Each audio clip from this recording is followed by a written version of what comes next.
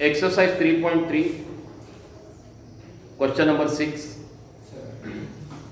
In an arithmetic progression, the sum of three terms is 27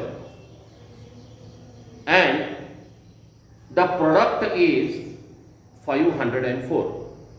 Sum means which sign we use? Plus sign. And product means which sign we use? Multiplication sign. Only that much you should know. Now we will consider three terms. We will consider three terms. For sample, I will give you the three terms. Let the three terms in arithmetic progression be a minus b, a and a plus b.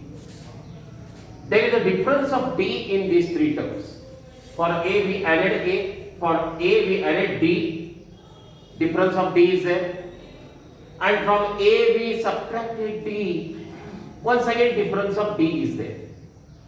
So as the difference between the consecutive terms is same, that is d, these three terms are in arithmetic progression. Now from the first condition,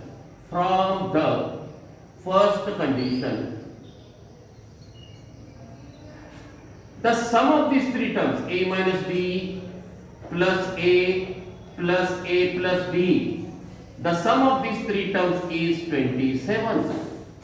Therefore, minus b and plus b will get cancelled. 3a is equal to 27. Therefore, a is equal to 27 upon 3. Therefore, a is equal to 9.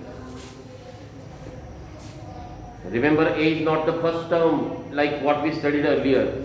A is middle term in this particular case. Now we will find the value of t. Product of from the second condition, a minus b into a plus b is equal to 504. The product is 504. Now we will simplify the left hand side. A minus b into a plus b is now a is equal to 9. A is equal to 9. So we will write 9 minus b into 9 plus d is equal to 504. In place of a we will put 9 because a is equal to 9. Now we will multiply these two brackets. You can multiply anyhow, I don't have any objection. But the easiest way, we will follow the easiest way. This is 4. Pay attention. 9 minus b into 9 plus b is equal to 81 minus b square is equal to 504 divided by 9. This 9 you cross multiply. This 9 alone you cross multiply. Okay? Therefore, 81 minus b square is equal to 9 1 za 9 9 5 za 45.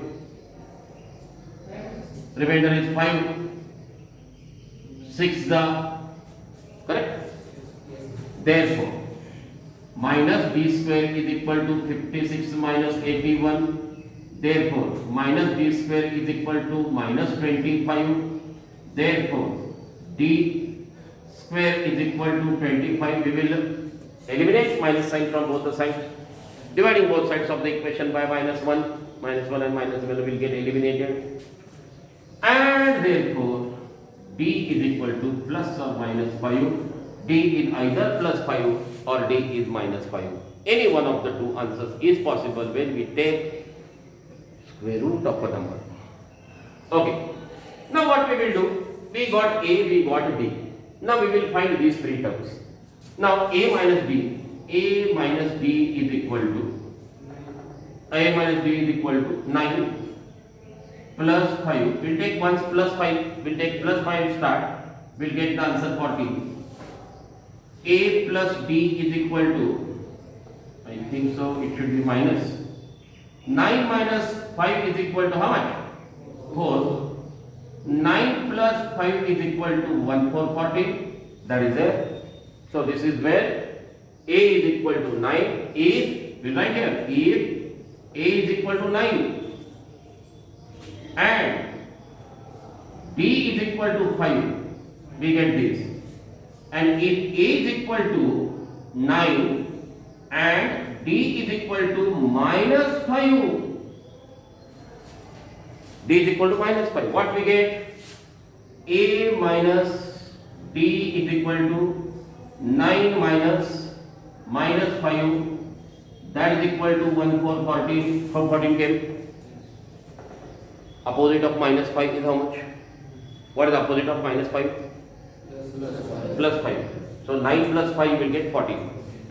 And then the last, A plus D is equal to 9 plus minus 5 is equal to 4. So like that, therefore the three terms are,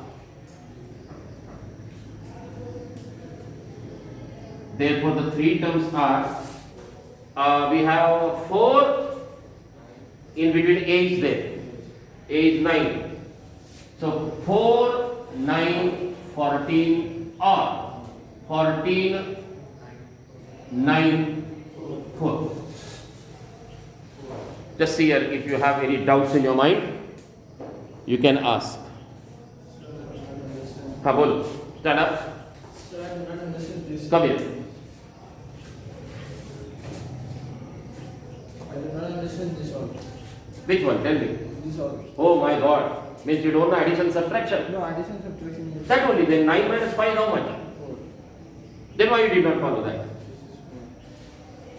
9 minus 5 is 4, you did not understand. No, understand. Sir. 9 plus 5 is 14, you did not understand. But sir, this method, this method I do not understand. A minus. You tell me what you did not understand, you tell me. This method only, sir. A minus B is 9 minus 5 and that is equal to 4.